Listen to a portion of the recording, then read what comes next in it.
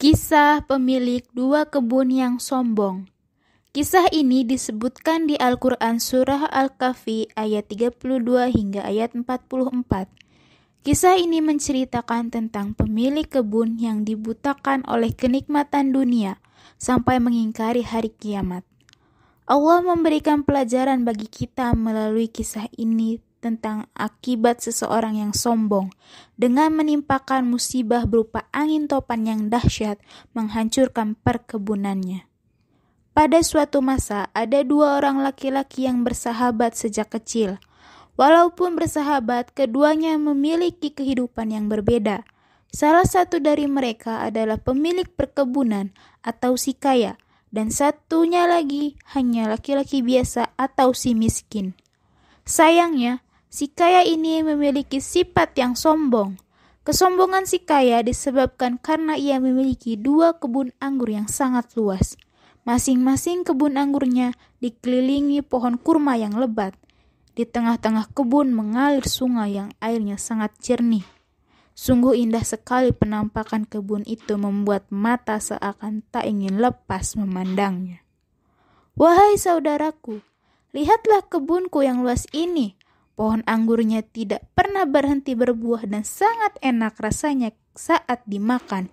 Apalagi pohon-pohon kurma yang selalu tumbuh lebat setiap hari, membuatku sangat bahagia. Benar saudaraku, kebunmu sangat luas dan setiap panen hasilnya selalu melimpah. Aku sangat yakin kebunku tidak akan pernah berhenti berbuah. Sekarang, aku benar-benar telah menjadi orang yang paling kaya.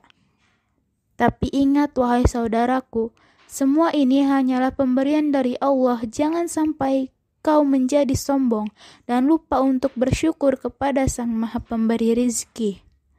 Si kaya seolah-olah tidak mendengarkan nasihat dari sahabatnya. Ia lebih fokus memperhatikan perkebunannya dengan perasaan sombong dan bahagia. Keesokan harinya, si kaya pergi ke rumahnya dan melihat harta yang dikumpulkan dari penjualan hasil kebun. Ia pun berniat untuk mengumpulkan harta yang lebih banyak lagi. Kalau setiap minggu hasil panenku selalu bagus, aku yakin pasti hartaku tidak habis sampai berpuluh-puluh tahun lamanya. Setiap hari, kebun anggur si kaya selalu tumbuh dengan baik dan subur. Hal itulah yang menjadikannya semakin bertambah kaya. Tidak ada sedikit pun niat untuk menyedekahkan harta kepada orang yang membutuhkan. Seiring dengan bertambahnya harta, bertambah pula kesombongannya. Suatu ketika, si miskin datang berkunjung untuk menasehatinya dengan bahasa yang halus, tetapi si kaya merespon dengan kata-kata yang menyakitinya. Aku tahu kau iri dengan kehidupanku. Harta aku lebih banyak daripada hartamu, dan aku memiliki banyak anak buah yang membantuku. Sama sekali tidak, wahai saudaraku. Walaupun hartaku lebih sedikit dan tidak memiliki anak buah sepertimu, aku hanya khawatir kepadamu kelak di akhirat.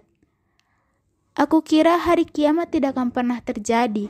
Seandainya aku mati, suatu saat nanti pasti Allah menempatkanku di tempat yang jauh lebih baik dari kehidupanku sekarang. Jadi sekarang kau mengingkari adanya hari kiamat. Apakah kau juga mengingkari Tuhan yang telah menciptakanmu begitu sempurna? Benar-benar kau telah dibutakan oleh semua kemewahan dunia ini, saudaraku. Sudahlah, diam saja, aku tidak akan mendengarkan nasihatmu lagi. Tidakkah kau lupa mengucapkan Masya Allah, la haula wa la quwata illa billah saat memasuki kebunmu itu?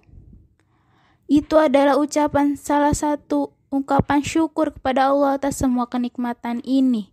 Segeralah bertaubat kepada Allah sebelum semuanya terlambat. Si kaya tetap tidak mau mendengarkan nasihat si miskin.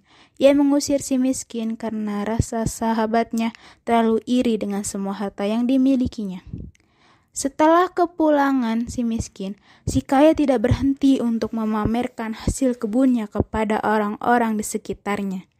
Ia menjadi sangat sombong dan angkuh. Malam itu, hujan turun dengan sangat deras. Suara petir menggelegar di langit. Anehnya si kaya sama sekali tidak terbangun dengan suara itu. Ia malah asik tertidur. Seperti yang disebutkan dalam surah Al-Kahfi ayat 40. Dan dia Allah mengirimkan petir dari langit ke kebunmu, sehingga kebun itu menjadi tanah yang licin. Keesokan harinya, si kaya bangun dari tidurnya dengan puing-puing rumah hancur dan hartanya lenyap tak bersisa. Kemudian ia teringat akan kebunnya dan bergegas pergi ke sana. Sampai di kebun, ia tidak mendapatkan apa-apa selain kebun yang hancur hampir rata dengan tanah. Si kaya mulai menyesali kesombongannya selama ini. Ya Allah, kenapa semua ini bisa terjadi? Sekiranya dari dulu aku tidak pernah mengingkari nikmat-Mu dan mau mendengarkan nasihat sahabatku, pasti Engkau tidak akan menimpakan musibah ini. Sungguh hamba menyesal atas apa yang telah hamba perbuat, ya Allah. Penyesalan itu sudah tidak berguna. Semuanya sudah terlambat, seperti yang disebutkan dalam surah Al-Kahfi ayat 43. Dan tidak ada lagi baginya segolongan pun yang dapat menolongnya selain Allah, dan dia pun tidak dapat membela dirinya.